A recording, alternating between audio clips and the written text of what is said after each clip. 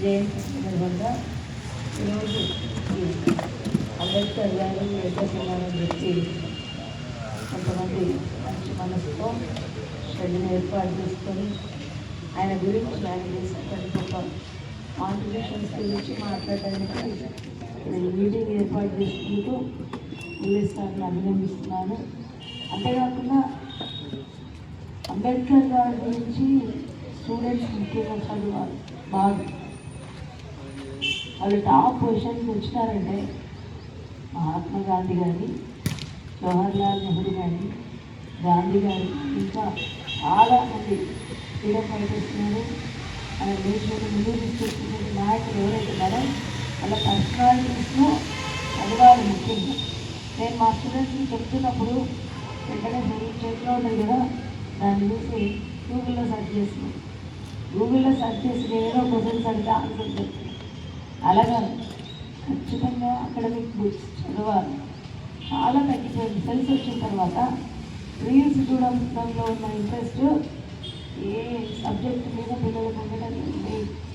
Ambedkar, doctor BR Ambedkar గారి గురించి ఇంతమంది ఆలోచిస్తూ మాట్లాడుతున్నప్పుడు ఆయన ఎందుకు ఇంత పెద్ద పొజిషన్లో ఉన్నాడు అనేది ఆలోచించారు.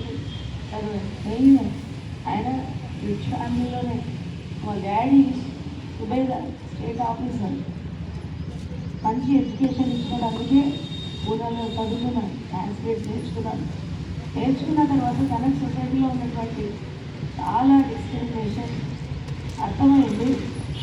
ఇప్పుడు కూర్చున్నట్టు అన్ని క్యాస్ట్ వాళ్ళు అలా కూర్చున్నవాడు కాదు. సో దాన్ని పోగొట్టడానికి కష్టపడ్డాను. మనం ఒక ముందే మాట్లాడుతున్నాం. అలాగా మన ఫ్రీడమ్ ఇండియాలో ఫస్ట్ ఫైనాన్స్ అంటే రిజర్వ్ బ్యాంక్ దగ్గర నుంచి తర్వాత వర్కింగ్ వాళ్ళు, తర్వాత లా గురించి మొత్తం ఇండియన్ అడ్మినిస్ట్రేషన్ ఎలా ఉండాలి అని డిజైన్ చేసి అంబేద్కర్. మనకు ఫ్రీడమ్ వచ్చింది ఎప్పుడు 1947 ఆగస్ట్ చెప్పాలి, ఆగస్ట్ 15 కదా.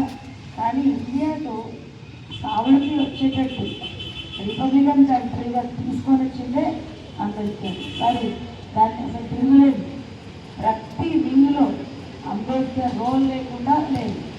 ఒక వర్గమే పూజ చేస్తున్నారు, ఒక వర్గమే కాదు, అలా కాదు.